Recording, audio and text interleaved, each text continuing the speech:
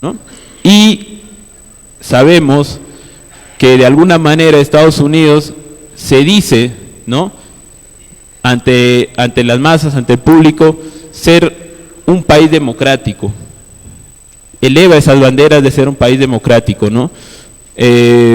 Por lo que no logró y no llegó a ser tanto, no le dio tanto reconocimiento a este gobierno de Dina Boluarte en sí, ¿no? Por lo que al verse esta pequeña burguesía que no tenía el respaldo del imperialismo norteamericano, automáticamente se fue con el imperialismo chino, ¿no? Y esto ha incrementado, bueno, está haciendo que se incremente más la inversión China en Perú, ¿no? Tenemos el proyecto, bueno, ya se está por inaugurar el puerto en Chancay, se están abriendo parques industriales en el norte de Lima y se está haciendo proyectos para que hayan para que existan trenes que conecten tanto Lima con el sur, ¿no? En esta situación, en este contexto, nosotros hemos analizado y considerado que nos dejan algunas lecciones, ¿no? Son lecciones que nosotros hemos tomado, que nos pueden ayudar, bueno, y que consideramos que nos van a ayudar a hacer un frente ante el imperialismo en sí. Primero, la primera, digamos, lección que tomamos de esto es que existe y todavía sigue existiendo, y para cierto sector de repente de alguna izquierda media progresista pueda considerar que la lucha de clases ya se ha acabado, ¿no? Nosotros ante esta crisis reafirmamos que la lucha de clases sigue vigente, ¿no? No solo en este contexto de crisis se vio, ¿no?, sino también en el contexto de pandemia, donde los que más perjudicados fueron las clases populares, la clase trabajadora, ¿no? Esa es una primera lección que tenemos, ¿no? La segunda lección que tenemos de esta crisis es que las instituciones burguesas están en decadencia. Tanto el Congreso como la presidencia en sí ya no representan, ni puede ser, consideramos nosotros, una aspiración para la clase trabajadora llegar a esto, ¿no? ¿Por qué? Porque sabemos que la burguesía tiene una serie de mecanismos que pueden terminar, como por ejemplo en el caso de Perú, no respetando la democracia peruana, ¿no?, o la democracia en general, ¿no?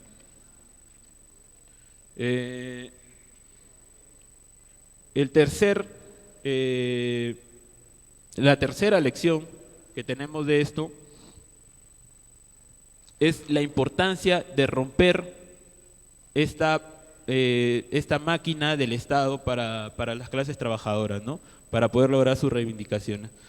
Es importante destruir esta maquinaria, que siga siendo una, digamos, bandera de lucha para nosotros, que el Estado sea reformado por completo, ¿no?, este Estado burgués en sí, ¿no?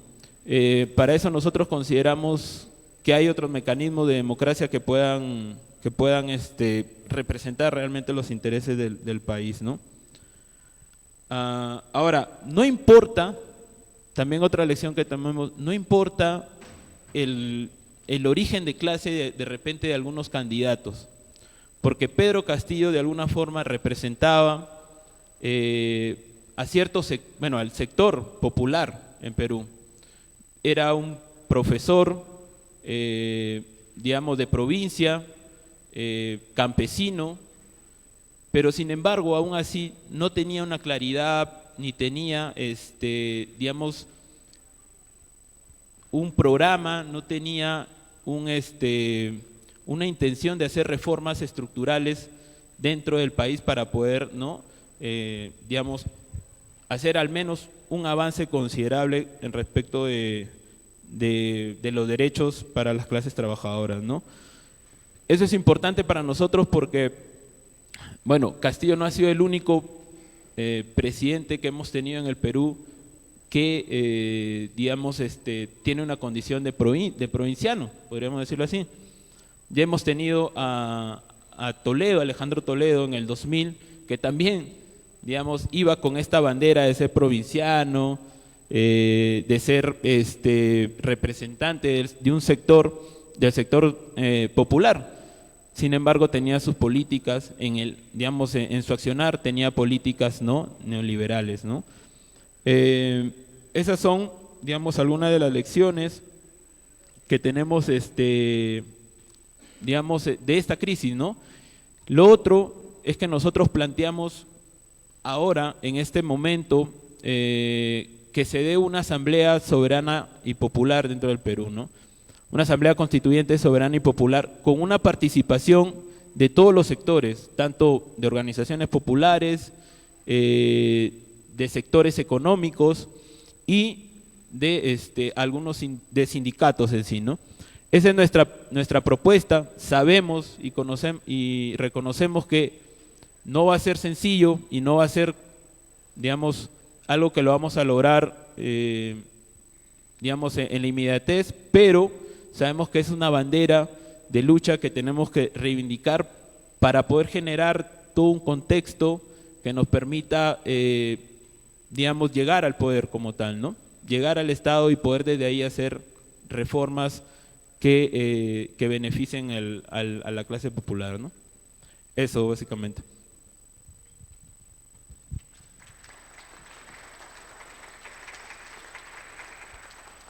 Antes de seguir, quiero subrayar la urgencia de nuestra discusión sobre las crisis y las pugnas imperialistas. No estamos hablando de algo ajeno, estas dinámicas impactan directamente a nuestras vidas y nuestras sociedades, por eso es inmediato la unidad de los pueblos. Agradecemos la participación del compañero Paul Piñarreta, representante de la Unión La Juventud Estudiantil del Perú. Y damos la palabra a la compañera Jennifer Chamorro, estudiante de la Universidad Técnica de Cotopaxi. Buenos días con todos los presentes. Esta ponencia está realizada con la docente Elena Burgaleta. El tema es la masacre palestina, genocidio necesario para la supervivencia del imperialismo internacional. El 7 de octubre, Hamas lanzó miles de cohetes contra Israel desde varios puntos de Gaza. En respuesta a este ataque, las autoridades israelíes declararon la guerra. Las fuerzas de defensa israelíes iniciaron ataques aéreos de represalia contra Gaza, matando a más de 1 millón de palestinas, desplazando a más de 340,000 e impusieron un cerco total sobre la franja, sin permitir la entrada de alimentos, agua, electricidad y otros suministros vitales.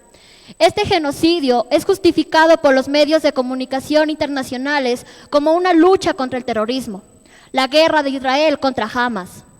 9 meses después continúa la ofensiva militar desplegada por Israel. Más de 32,000 palestinos han sido asesinados en Gaza, 13,000 de ellos niños. En Cisjordania, el ejército sionista ha asesinado a centenares de palestinos. Tan solo en los últimos 2 meses, el 85% de la población de Gaza se ha visto desplazada de su ciudad, de sus hogares, por los bombardeos, con 1,3 millones de palestinos hacinados en la ciudad fronteriza de Rafah. Además, el gobierno de Israel está utilizando el hambre como táctica de guerra, destruyendo los sistemas agrícolas y de distribución de alimentos en Gaza. El bloqueo al acceso a recursos vitales como la electricidad, el combustible y los alimentos va acompañado del bombardeo de civiles que esperan la entrada de la escasa ayuda humanitaria. Esta verdadera campaña de exterminio contra los palestinos y la erradicación de Gaza es un capítulo más del largo proceso de la limpieza étnica iniciado en 1948, cuya raíz es el carácter colonial y racista del Estado de Israel. Rebajar la actual población nativa en toda Palestina de casi 8 millones a menos de la mitad, unos 3 millones, es el gran objetivo de Estados Unidos y Europa. Las actuales expresiones de la solidaridad con Palestina se suelen reducir a la cuestión de los abusos generalizados de los derechos humanos y de las continuas violaciones del derecho internacional por parte de Israel. Los asesinatos, las detenciones y la desposición que han sufrido los y las palestinas durante casi 8 décadas. Sin embargo, el problema de este enfoque centrado exclusivamente en la vulneración de los derechos humanos es que despolitiza el contexto político y no explica por qué el imperialismo occidental necesita de este genocidio para sobrevivir en un momento de crisis. El imperialismo, tal y como lo define Lenin, surge como desarrollo y continuación directa de las propiedades fundamentales del capitalismo. Por lo tanto, no es algo abstracto, sino que materializa mediante acciones políticas, militares, económicas, culturales, ideológicas, que tienen su origen en las decisiones de una pequeña camarilla que denomina la economía mundial y que ambicionan que sus empresas y negocios obtengan los máximos beneficios al margen de las necesidades vitales de las mayorías sociales. Esta ambición por la acumulación del capital no se detiene ante nada. Puede sacrificar la vida de millones de seres humanos con invasiones, guerras, golpes de Estado, colonizaciones y saqueos, que además incrementan sus beneficios en la producción de armamentos.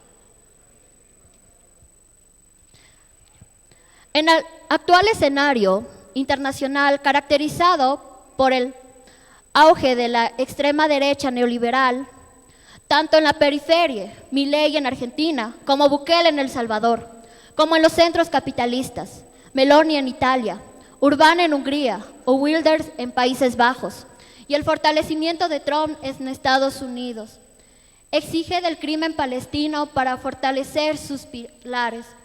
El imperialismo occidental necesita la expansión para fortalecer su territorio de Israel, para asegurar la economía y compensar sus propias crisis. El capital, para compensar en alguna medida su enorme crisis, necesita y requiere el control de la zona. En este entramado de intereses, Israel es fundamental como plataforma militar para controlar las riquezas de toda la zona. Los mares y estrechos que permiten el transporte más económico y fácil de estos bienes al mundo occidental.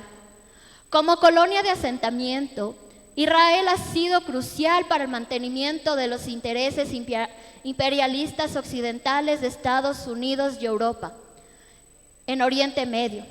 Ha desempeñado este papel junto a otro gran pilar del control estadounidense en la región: las monarquías árabes del Golfo, ricas en petróleo, principalmente Arabia Saudí.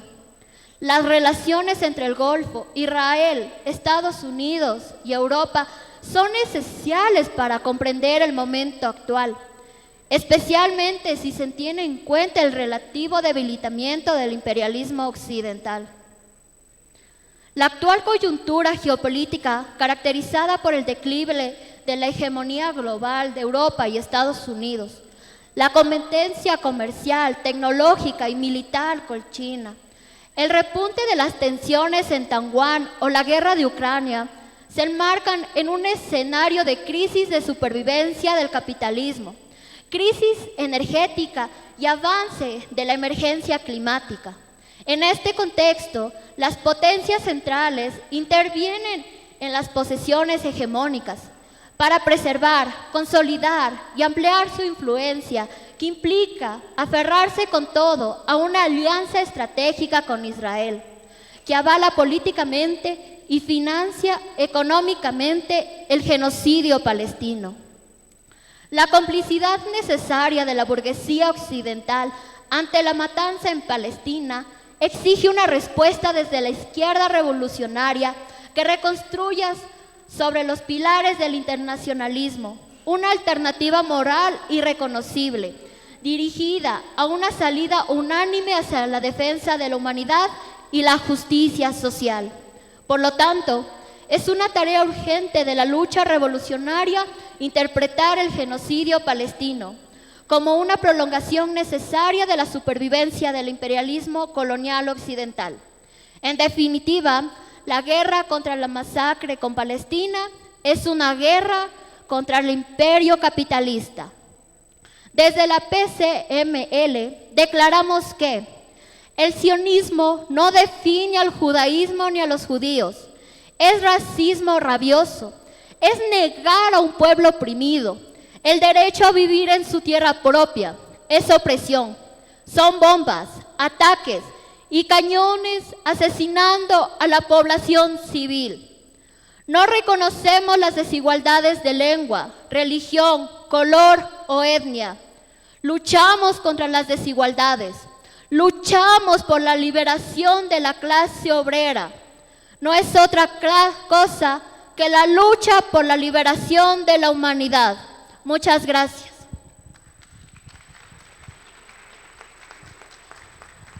Gracias por esa poderosa exposición sobre el genocidio y la masacre imperialista, resaltando la brutalidad y las consecuencias de estas políticas para los pueblos afectados y rechazando el masacre a los pueblos oprimidos. Le damos la palabra al compañero Manuel Moya, presidente de la Confederación Unitaria de Barrios del Ecuador.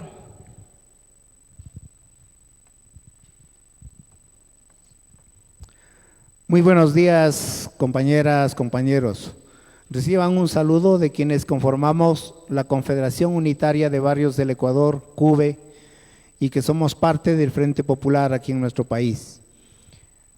Queremos empezar dando lectura a una parte que se hace un análisis de lo que Lenin planteaba el imperialismo y la revolución en el Manual de Economía Política de la Academia de Ciencias de la URSS. Y dice, la lucha es el nuevo reparto del mundo ya dividido. Constituye uno de los rasgos característicos fundamentales del capitalismo monopolista. Se trata, en última instancia, de una lucha por la dominación mundial y que conduce inevitablemente a guerras imperialistas de proporciones mundiales. En esto reside el fundamento económico del origen de las guerras, que persistirá mientras subsista el imperialismo. Las guerras imperialistas y la carrera de armamentos imponen enormes privaciones a los pueblos de todos los países capitalistas y cuestan millones de vidas humanas, pero al mismo tiempo las guerras y la militarización de la economía resultan beneficiosas para los monopolios y son para ellos fuente de fabulosas ganancias. En este aspecto, creo que necesitamos tener plena conciencia de que estas guerras son tomadas como una acción entre los imperialismos, entre las contradicciones antagónicas y entre las pugnas interimperialistas, pero son para solucionar los problemas de la agudización de la crisis del sistema capitalista, como una salida para encontrar recursos económicos. Pero no solamente son la cuestión de la distribución y la pelea por nuevos territorios, por nuevos mercados, sino a su vez también tienen que ver con todo lo que significa la industria armamentista en el mundo. Es decir, los armamentos cada vez van sofisticándose, pero hay muchos que van quedando obsoletos. ¿Qué hacen con eso? Pues lo que busca el imperialismo o los imperialismos, digamos, es resolver eso, solucionar eso, salir de esa chatarra, digamos, que para algunos lo consideran así, y entonces tienen que crear conflictos bélicos en los diferentes países del mundo para continuar en esa carrera armamentista y buscar su negocio, su rentabilidad en las industrias de las armas.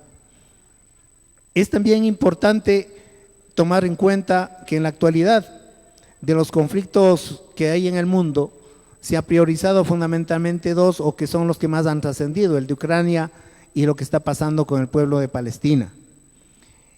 En el pueblo de Palestina y con el genocidio que está haciendo el ejército sionista, vale, aparte de lo que ya se ha señalado el día de ayer y el día de hoy, indudablemente, también algunos elementos que me parece que son necesarios tenerlos presentes.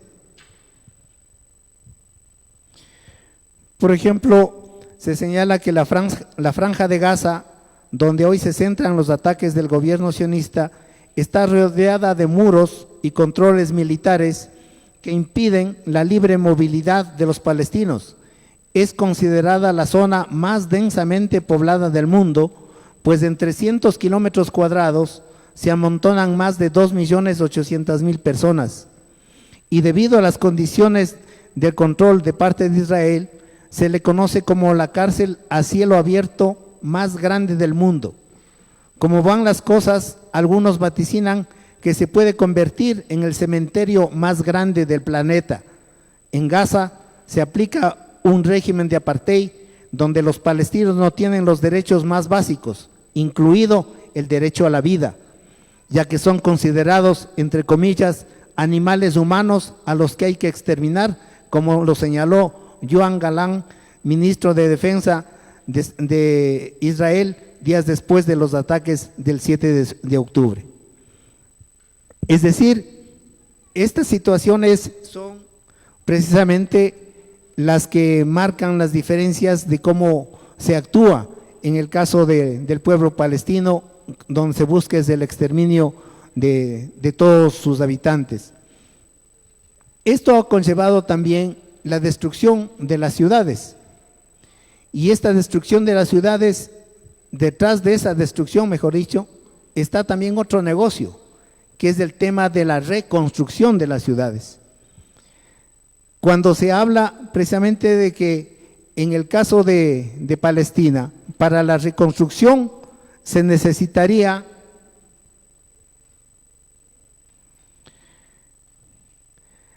dice, la destrucción y los daños sufridos por las infraestructuras físicas, apunta el informe del Programa de las Naciones Unidas para el Desarrollo, afectan directamente a la satisfacción de las necesidades básicas en Gaza.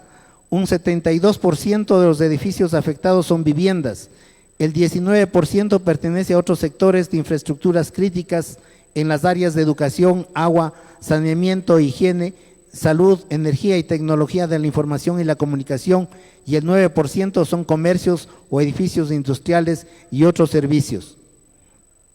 Los resultados del estudio, que ha recopilado datos a distancia sobre los daños a infraestructuras críticas entre octubre del 2023 y enero del 2024, arrojan que en el transcurso de esos meses los daños causados en Gaza equivalían a un valor de 18.500 millones de dólares, lo que supone el 97% del PIB total del Estado palestino para el año 2022. Por ello, como se señala, la ayuda exterior será esencial para la reconstrucción y recuperación de las infraestructuras básicas. Es decir, esta situación de los conflictos bélicos, de las guerras, tienen también otras industrias como son esto de la reconstrucción, porque para eso se habla de reconstrucciones no en cuestiones de un año, sino de 5, de 10, de 15, de 20, hasta de 30 años para volver a reconstruir las ciudades. ¿Quiénes lo van a hacer? Indudablemente son las grandes industrias inmobiliarias que también se benefician del tema de las guerras. Nosotros tenemos que señalar también ese aspecto que se ha visto en estos conflictos armados, los ejércitos mercenarios, es decir, de gente que por dinero también está dispuesta a ir a cualquier parte del mundo para participar en estas acciones bélicas. Esa es una cuestión que hay que tenerlo en consideración. En nuestro continente, en América Latina, indudablemente, y en especial en Centroamérica, cuando hubo la revolución en Nicaragua, de El Salvador, ya se pudo observar, digamos, la presencia de mercenarios, y eso en las guerras en la actualidad en Ucrania, en Palestina también se ve la misma situación, ¿no? Entonces son militares o gente que se dedica también a esta acción, a la conformación de ejércitos mercenarios, ya no son siquiera ejércitos de sus propios países. Es importante en este aspecto también señalar, compañeros, desde nuestro punto de vista de la Confederación Unitaria de Barrios de Ecuador, la necesidad y la importancia de hacer un trabajo en el sector poblacional de los barrios populares en cada una de nuestras ciudades, en cada uno de nuestros países. Es importante esto porque nosotros consideramos que debemos tener en cuenta que en el sector poblacional hay muchas necesidades insatisfechas. Nuestra acción debe tener el propósito de ir al desarrollo y constitución de tener barrios seguros, barrios dignos, es decir, que tengamos un barrio con servicios básicos de calidad y con un entorno y espacios públicos seguros.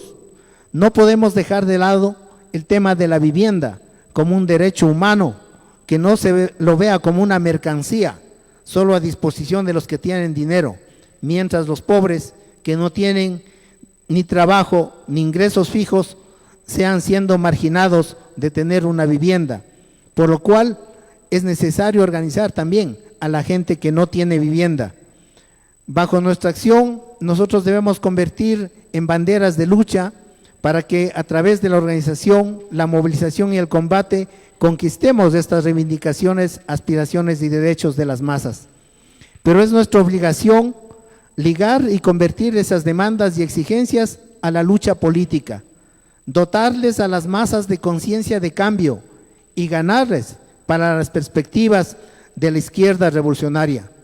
Por ello es imprescindible desenmascarar entre los vecinos de los barrios, entre la población, el carácter de clase que tiene el Estado, su institucionalidad y los diferentes gobiernos de turno, sus instituciones y los partidos políticos tradicionales y nuevos. Combatirlos, sean gobiernos de democracia representativa, dictaduras civiles o militares. Es necesario unir, organizar a los sectores poblacionales, fortalecer a las propias organizaciones populares, a los comités barriales que tenemos en el caso de nuestro país, pero también es necesario en este aspecto calificar nuestra relación con los sectores barriales en función de irlos convirtiendo conscientemente en el sector poblacional que a través de la historia ha demostrado que puede y es una fuerza importante en un proceso de revolución, en un proceso de exigir sus derechos y un cambio social en el país. Si bien es cierto, estamos viviendo en muchas de las ciudades, en muchos de los países y en el mundo en sí, un problema de la urbanización. Se considera que para la población urbana, para el año 2025, será el doble de lo que al momento existe en el mundo. Pero esta rápida urbanización también trae como resultado el número de crecientes barrios populares, de barrios pobres, sin infraestructura, sin servicios adecuados y sobrecargados, con un sinnúmero de problemas que van incluso en los sistemas de riego, en la recogida de los residuos sólidos, en el saneamiento y por lo tanto que van empeorando incluso la contaminación del medio ambiente con un crecimiento poblacional incontrolable. Nosotros consideramos que es importante entonces unir también a las diferentes organizaciones sociales y populares con las organizaciones políticas para no dejar de lado la lucha por el poder político del Estado para alcanzar un gobierno popular. Esto es necesario crear conciencia en cada uno de nuestras acciones para irnos afirmando y creando un movimiento poblacional que esté acorde con los principios revolucionarios de la necesidad de un cambio y de una transformación social. Nuestro saludo desde aquí a todas las delegaciones internacionales que están presentes. Desde la mitad del mundo les estrechamos nuestro brazo y nuestra solidaridad en la lucha con los pueblos de Palestina, especialmente en el mundo. Muchas gracias. Agradecemos al compañero Manuel Moya por su análisis sobre los monopolios, las injusticias de la ley de apartheid y también por el llamado a desenmascarar a los gobiernos de la burguesía. Es un tema crucial que requiere nuestra atención y acción inmediata. En este importante espacio del segundo día del Seminario Internacional Problemas de la Revolución en América Latina, queremos saludar la presencia de la compañera Roxy Bastidas, presidenta de la UNAPE. También del compañero Hugo Farinango, representante del Consejo Consultivo del Cantón de Napo. Y de nuestro compañero Ignacio Condoy, presidente del Frente Popular de Sucumbíos. Muchas gracias por su participación a este importante seminario. Continuamos con la participación de la compañera Isabel Grijalva, estudiante de la Universidad Central del Ecuador. Buenos días con todos. Mi tema se trata la transformación social desde las aulas, el rol de la educación en la lucha contra el imperialismo. Soy de la carrera de Pedagogía de Historia y Ciencias Sociales, y el hecho de querer ser maestro implica también de hacer esta revolución desde las aulas, tener este cambio desde la perspectiva de cómo se enseña la historia. Normalmente cuando estamos en el sistema educativo ecuatoriano, siempre la historia tiene una perspectiva eurocentrista. Entonces, por ejemplo, los pueblos afrodescendientes, lo único que se les ha enseñado es que la historia negra empieza con la esclavización. Esas narrativas hay que cambiarlas, porque si nosotros estamos estudiando para ser docentes, no podemos seguir manteniendo las narrativas que ya han estado. Desde esta perspectiva entendemos, como futuros docentes también, que la educación es uno de los aparatos ideológicos del Estado, y eso hace que hay un currículum actualmente en la educación del Ecuador que se basa en competencias. Cuando tenemos un currículum que no responde al contexto de los estudiantes, ya hay un problema, porque el currículum está hecho desde otra perspectiva, no está hecho por personas o por docentes ecuatorianos, por ejemplo, que están en el sistema educativo fiscal y conocen las problemáticas que tienen nuestros infantes. Y luchar contra las infancias rotas es un problema que también tienen los docentes implicados en el sistema educativo. Entonces, el rol del docente siempre tiene que estar enfocado en esta pedagogía emancipatoria, de tratar de darles voz y conciencia de clase a los estudiantes que están en las aulas, porque no sabemos si el día de mañana el que está ahí puede ser el futuro presidente, y tal vez hicimos algo para que cambie realmente el sistema en el cual estamos presentes. También hablando desde la pedagogía emancipatoria, hay que entender que desde la Universidad Central hay cierto tipo de perspectivas que son ideológicas, que responden al sistema capitalista. Hay que entender como, por ejemplo, que hay cosas que a veces yo me pregunto en la universidad sobre, por ejemplo, aquí hubo un acto de racismo en la Universidad Central por una compañera que estaba entrando por una puerta de acá abajo, y la respuesta de los estudiantes fue: vamos a votarle a la persona, era un guardia.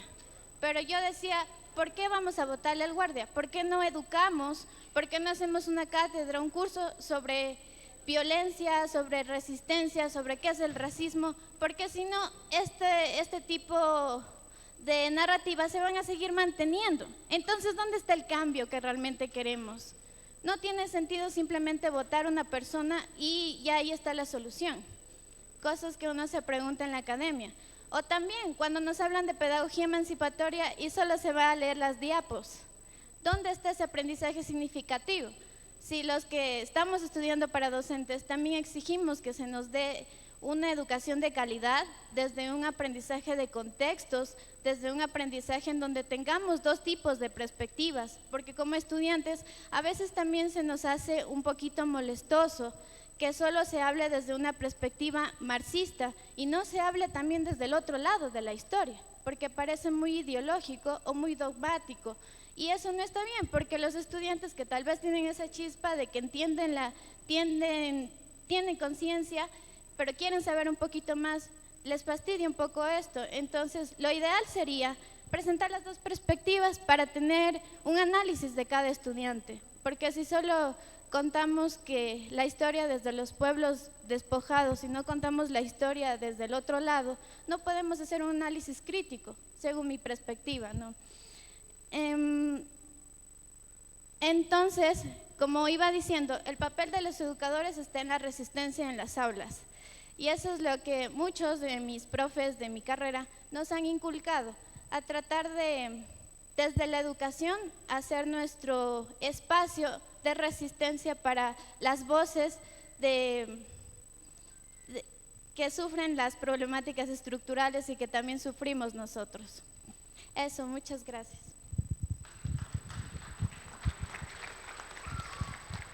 Gracias a la compañera Isabel Grijalva, estudiante de la Universidad Central del Ecuador. Les recordamos que el Seminario Internacional Problemas de la Revolución está siendo transmitido a través de nuestras páginas El En Marcha, CIPRAL, JR Ecuador, Revista Rupturas y Periódico Opción. Les invitamos a los compañeros a compartir y dar like a este exitoso seminario. Damos espacio para que el público pueda intervenir, interactuar en algún comentario o pregunta hacia nuestros exponentes.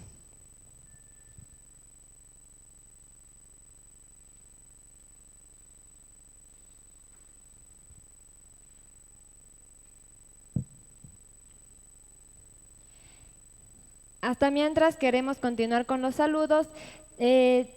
Saludamos la presencia del delegado de la vanguardia del Magisterio de la Universidad Técnica de Cotopaxi.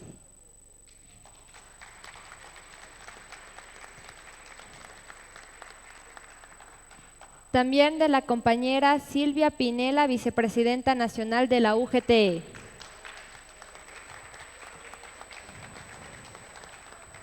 Del compañero José Chusín, secretario general del Comité de Empresas 15 de noviembre de la Empresa Metropolitana de Obras Públicas. E invitamos a los compañeros a que puedan interactuar, preguntar a nuestros queridos exponentes.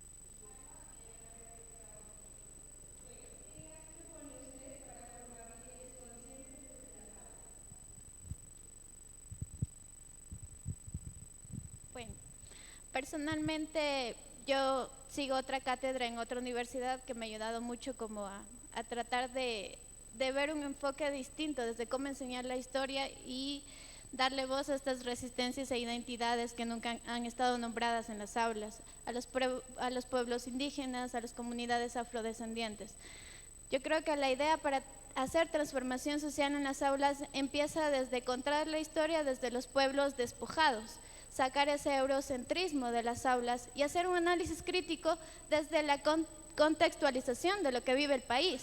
Por ejemplo, si estoy enseñando sobre la globalización, voy a hablar sobre los efectos que, por ejemplo, en el Perú estaba viendo un reportaje que se estaba vendiendo la lana de vicuña a una empresa que era súper importante, pero no se estaba pagando lo que era justo a los pueblos que estaban sacando esta lana. Y hacer este análisis crítico desde un contexto, desde lo que existe en tu realidad, hace que el estudiante tenga un aprendizaje significativo, hacer que signifique algo para él. El presidente Noboa nos decía hace unos días que nosotros, aquí han bajado los índices de violencia, nos dice el presidente, pero yo les preguntaba en las aulas a los estudiantes, solo es una pregunta sin establecer una ideología o una postura, que qué ellos piensan sobre lo que nos decía el presidente, y los chicos decían, pero si a mi mamá le robaron ayer, a mi tío le robaron saliendo de la casa. Entonces ahí tú creas el aprendizaje significativo de acuerdo a la temática y de acuerdo a su realidad social, para que se active un proceso de conciencia de acuerdo a, por ejemplo, en el sistema educativo siempre nos dicen, si tú luchas por tus sueños tú vas a llegar lejos, pero tienes que luchar. Pero a veces no solo está en luchar, se tienen que dar las condiciones para que tú puedas luchar, puedas entrar a la universidad, porque si yo digo voy a entrar a la universidad, mágicamente no me van a dar el cupo. ni porque tampoco es culpa de los chicos que no rindan un buen examen, sino también es culpa de docentes que no están dando un buen enfoque también a su materia y un currículo también que no les ayuda. Entonces, eso.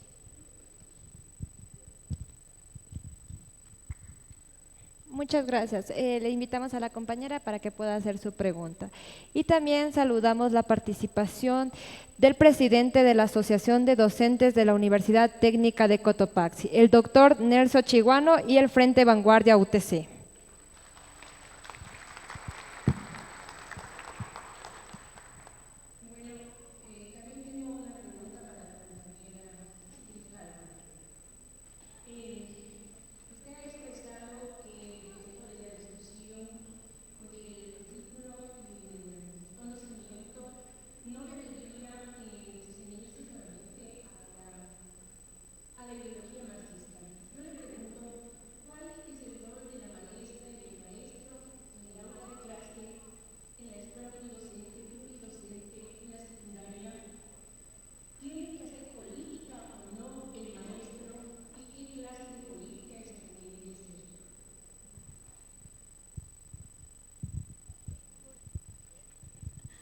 Gracias.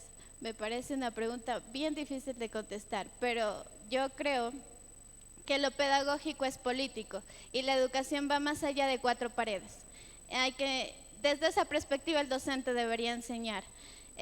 Yo me refería a que en la universidad, cuando es una perspectiva marxista muy dogmática en cuestión de no explicar cuál es el concepto de la lucha, cuando uno sale a una manifestación, por ejemplo, pasa que los chicos en la narrativa de los pasillos se escucha que suena a religión. Entonces, hacer que el estudiante comprenda su contextualización, entienda sobre qué realmente es el Partido Comunista, Marxista, qué es lo que realmente es la izquierda, qué es lo que es la derecha. Por ejemplo, ahora en los pasillos de mi universidad hay sobre lo que pasa en Venezuela y nos dicen, pero esa es la izquierda, ese es el marxismo que nos replican. Pero hay que explicar también que hay un marxismo que es falso, que hay un socialismo del siglo XXI que no es correcto. Entonces, cuando no se explica esto, resulta que terminamos odiando a la izquierda, terminamos odiando al Partido Marxista Comunista sin saber realmente las implicaciones o hacer este análisis crítico sobre el socialismo del siglo XXI, por ejemplo. Entonces, realmente yo creo que el docente tiene que tener una postura política en las aulas, pero tiene que mostrar las dos perspectivas. Si voy a hablar sobre un partido comunista, sobre la izquierda, también tengo que explicar que hay una izquierda falsa. Porque si no, ¿dónde está ese análisis crítico? Si solo digo que la izquierda tiene este plan, se ha basado en esto, pero también hablemos del socialismo del siglo XXI que nos ha hecho tanto daño. Y en este país también, con Rafael Correa. Eso. Gracias, estimada Isabel. ¿Alguna otra pregunta del público o algún comentario? Adelante, compañero.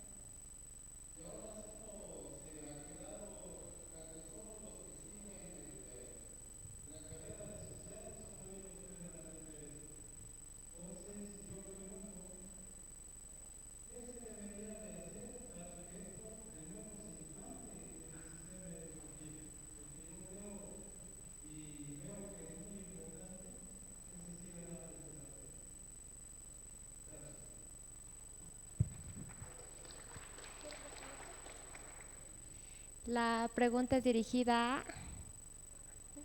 la compañera Isabel.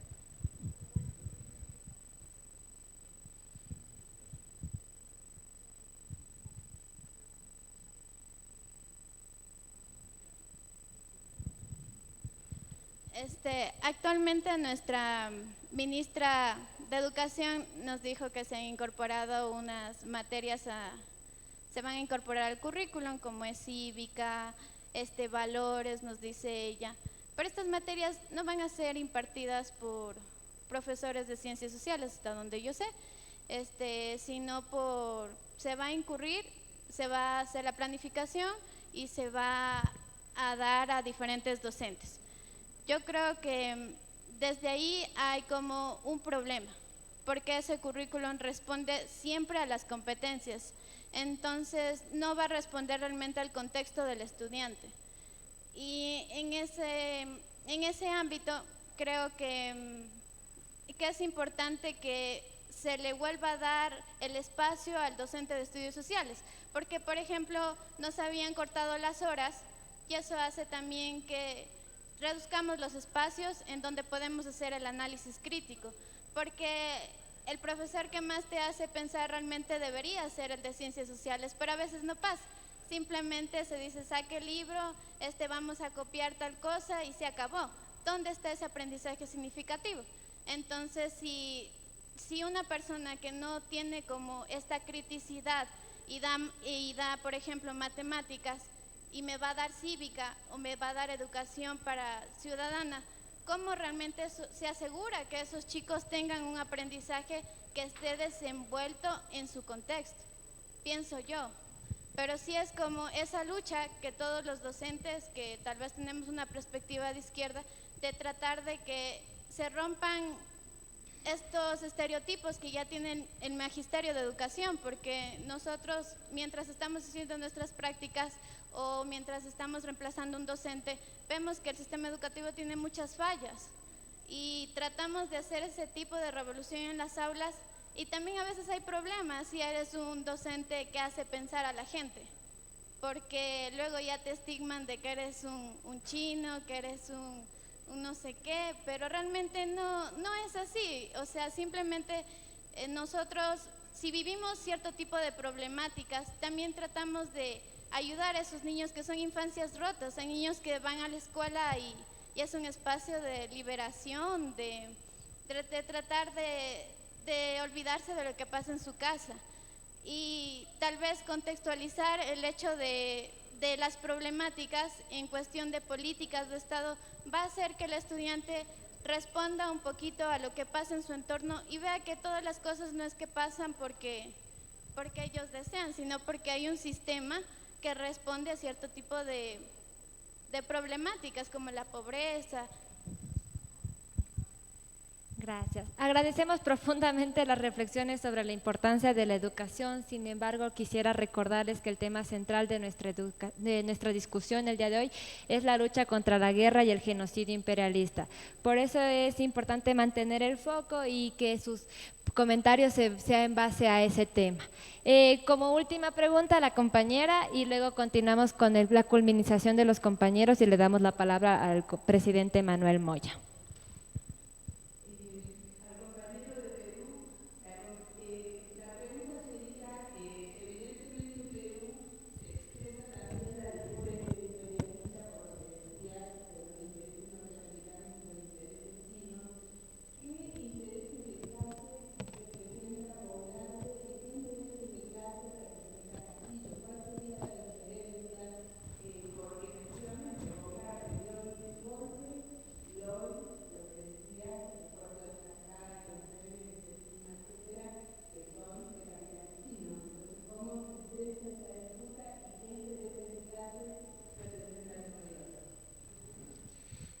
Sí, Castillo ideológicamente no tenía una posición ideológica en sí, ¿no? Era más tirado a unas creencias religiosas. Desde ahí quería un poco accionar políticamente, porque su principal idea era tratar de gobernar tanto para la izquierda como para la derecha. Entonces no tenía algo definido, una posición definida, ¿no? Y al encontrarse, digamos, en un ambiente en el que, digamos, el Congreso era su principal oposición, en realidad no pudo hacer algo en sí, ¿no? Castillo llegó a la presidencia con un partido que se autonombraba como marxista-leninista, pero en la práctica, obviamente, veíamos que era un partido oportunista en sí, ¿no? Tanto así que actualmente este partido gobierna con, digamos, se ha aliado con la derecha más conservadora del Perú. Entonces, su partido de Castillo con el que llegó se llama Perú Libre. Este partido, como le decía, ¿no? Se autodenomina dentro de su, digamos, programa marxista, leninista, ¿no? Pero en su accionar demuestra todo lo contrario, ¿no? Boluarte, al igual que Castillo, no tiene una posición ideológica. Se ha acoplado y, digamos, por intereses netamente personales digamos, a este sector de la pequeña burguesía conservadora, ¿no?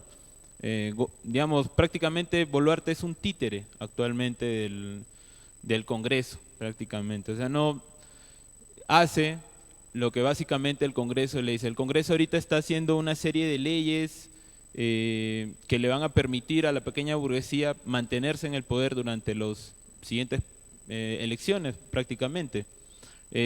Ha anulado todos los movimientos regionales dentro del país, no tienen participación, solo van a participar partidos políticos que, digamos, representan a esta pequeña burguesía, ¿no?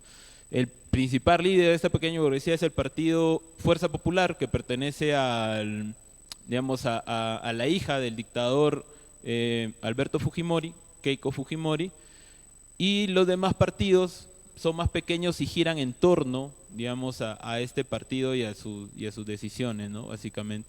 Eso con respecto a sus posiciones políticas en sí o ideológicas y sus intereses, ¿no? Que más representan digamos, a esta pequeña burguesía. Y las pugnas antiimperialistas, como les comentaba, se dan en esto, ¿no? Me parece ahorita, por ejemplo, Estados Unidos, al notar que no tiene la correlación de fuerza en el Perú, digamos, con esta pequeña burguesía, no es que la ha desconocido, pero no se pronuncia, básicamente, ¿no? Y, digamos, el que sí ha generado, digamos, un ambiente para que esta pequeña burguesía pueda, ¿no?, desarrollarse más, es el imperialismo chino. Hace poco la presidenta fue a China y ha firmado una serie de acuerdos para que puedan los chinos invertir en el país. Como les comentaba, digamos, se va a implementar un parque industrial a las afueras de Lima. Va a haber también proyectos de trenes que puedan conectar, que los van a realizar empresas estatales chinas, que puedan conectar tanto Lima con el sur. Y digamos, esto genera, pues, ¿no?, como lo había comentado al principio, que esta burguesía en su afán de poder, esta pequeña burguesía en su afán de poder tener el poder, digamos, implemente, digamos, actos violentos mucho más fuertes que antes, ¿no? Ahora ya los policías y el ejército ya no tienen miedo en disparar al pueblo porque prácticamente no le va a pasar nada, ¿no?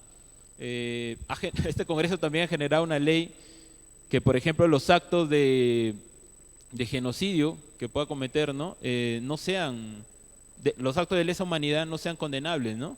Entonces, el ejército básicamente está respaldando también a este gobierno porque, digamos, de esa forma lo han comprado al ejército, ¿no? Todas las denuncias que tenían el ejército por lesa humanidad han sido anuladas y las que probablemente puedan venir también van a ser anuladas, ¿no? Eso básicamente, ¿no?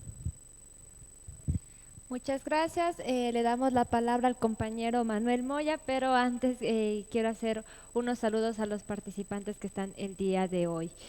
Saludamos la participación del compañero Marcos Echeverría, presidente del FUT de Chimborazo, la compañera Margot Corrales, presidente de la FEUNAS.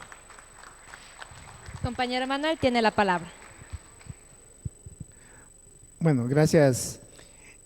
Miren, compañeros, yo creo que indudablemente el tema del seminario nos lleva a que veamos indudablemente que hay una diferencia entre lo que pasa en Europa, en Medio Oriente, con los problemas que tenemos en América Latina. Sin embargo, hay cuestiones muy generales que son importantes tenerlas en claro y que en base a las exposiciones incluso que se han realizado, se ratifica por un lado de que el marxismo-leninismo no es un dogma, es una ciencia.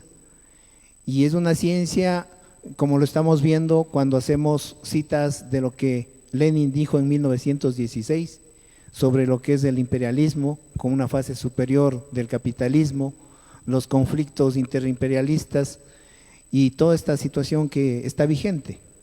Es decir, eso como un ejemplo de que el marxismo-leninismo no es una cuestión dogmática, sino es una ciencia que nos permite analizar la realidad y sobre esa base definir nuestro accionar, digamos, frente a los problemas que tenemos.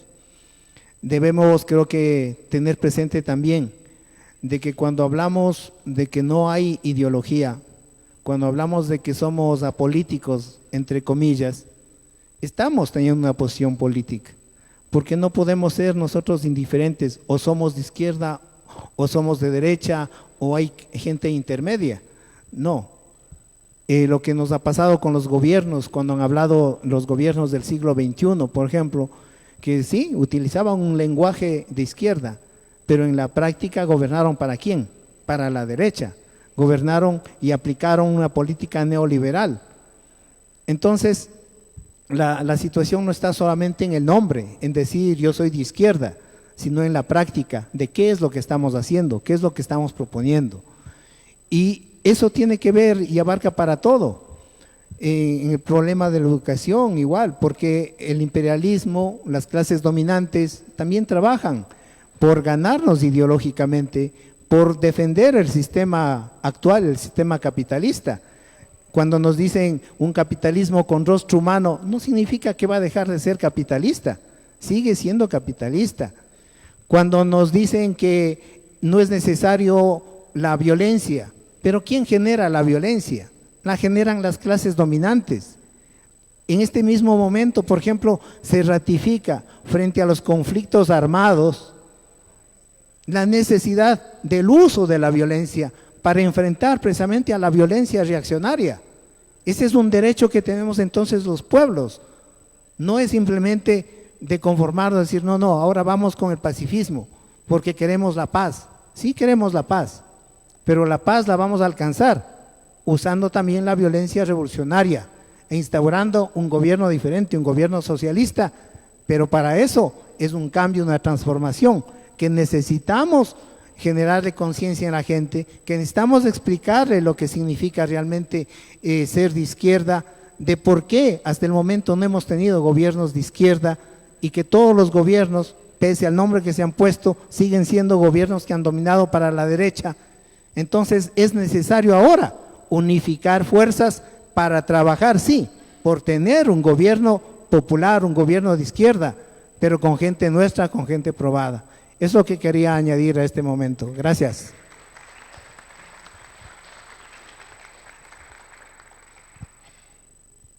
Le damos la palabra al compañero que quiere hacer un comentario, una pregunta para nuestros exponentes y luego vamos a dar por culminada la mesa.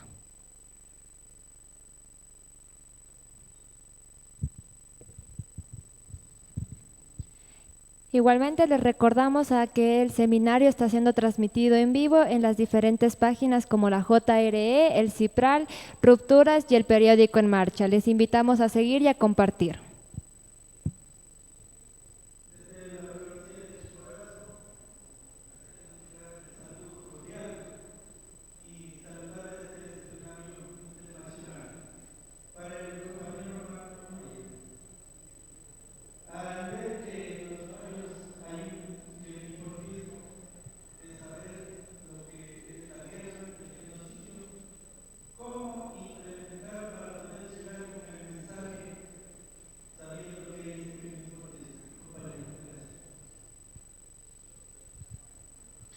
Bueno, ¿cómo sabemos que hay quemimportismo en los barrios con los pobladores?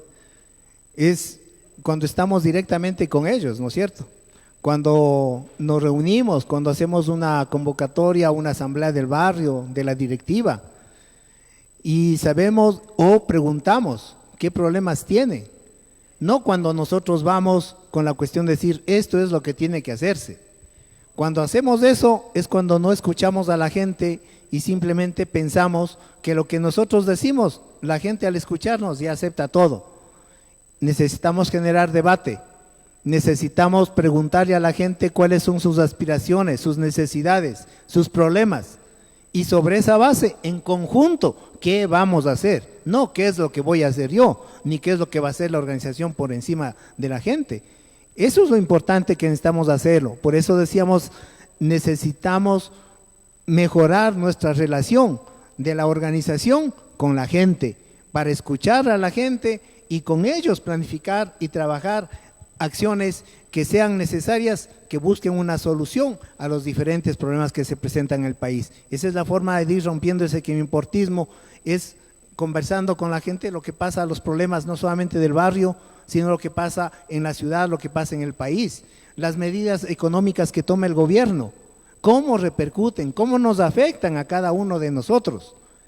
Porque si pensamos que lo que hace el gobierno no tiene repercusión con nosotros, indudablemente que la gente va a estar convencida que, por ejemplo, en nuestro país lo que está haciendo Daniel Noboa está de acuerdo.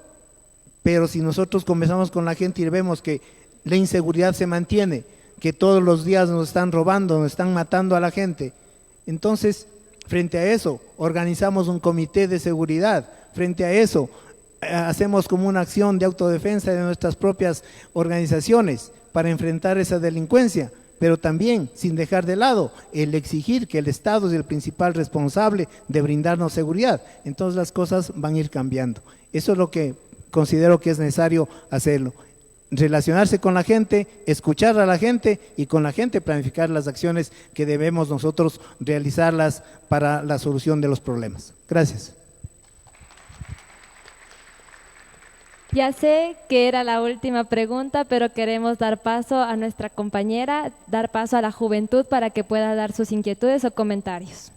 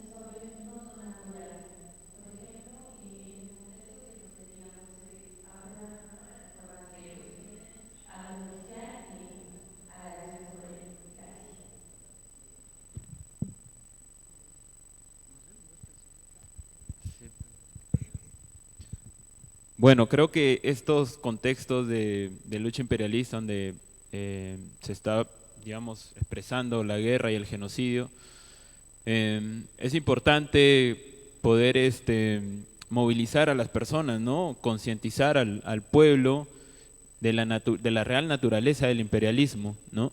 Que es esta, ¿no? Que es cuando ya no tiene posibilidad de poder lograr sus objetivos a través de formas democráticas, podríamos decirlo, va a recurrir a la guerra, ¿no? A la guerra como su último instrumento para poder mantener su dominio, ¿no?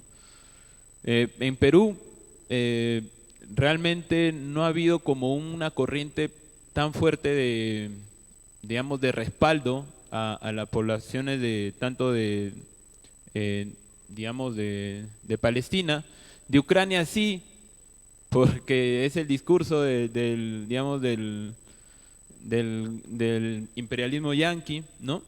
Entonces, sí ha habido un poco eso, pero con respecto a Palestina es muchos sectores, hasta sectores de, digamos, de la izquierda, no han tenido, digamos, acciones más contundentes, ¿no? Como protestar, digamos, en las embajadas o alguna acción más contundente, ¿no? Con respecto digamos, al escenario del Congreso como un espacio para poder lograr algunas reivindicaciones, bueno, nosotros consideramos que ese espacio, digamos, ya ha perdido totalmente legitimidad, específicamente, por ejemplo, en Perú, ¿no? Hay una serie de mecanismos legales que no le permiten en sí digamos, a los sectores populares llegar con representantes. Digamos, la única representante del sector popular que fue una sindicalista de mujeres trabajadoras de limpieza en Lima, al final, digamos, en este proceso, en esta crisis política, se terminó, digamos, aliando con el sector de la derecha.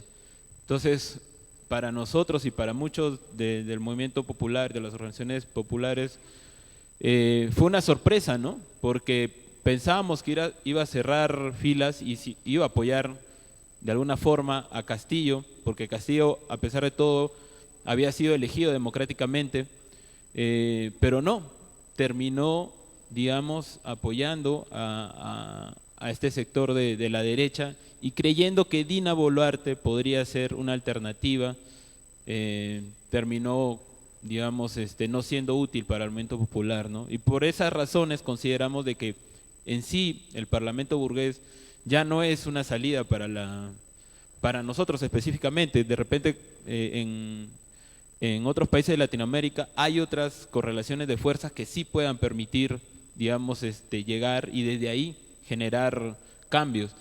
Pero para nosotros no, y por eso es que nuestra principal bandera de lucha es generar una asamblea constituyente soberana y popular para que podamos reestructurar todo esto, ¿no? Ya no que sean representantes, porque en el Congreso ahorita solo hay representantes de partidos políticos, entonces ya no queremos que eso sea, sino que sean representantes de los sectores populares, de sindicatos, de la juventud, para que de ahí podamos hacer reformas que beneficien a la clase trabajadora, ¿no? Eso. Muchas gracias a todos. Antes de culminar, y les quiero agradecer por su valiosa participación. Solo recordarles que la juventud es clave para el cambio. Les invitamos a visitar nuestro stand que está en la parte de afuera, donde estamos vendiendo materiales para apoyar a los jóvenes que vamos a participar del campamento internacional en República Dominicana. Un espacio muy importante en donde vamos a debatir temas similares y vamos a crecer juntos. Les invitamos a que nos apoyen como juventud. Gracias a todos y también damos inicio al receso y les invitamos a seguir participando de la siguiente mesa que se instalará a las 11 de la tarde. Gracias a todos.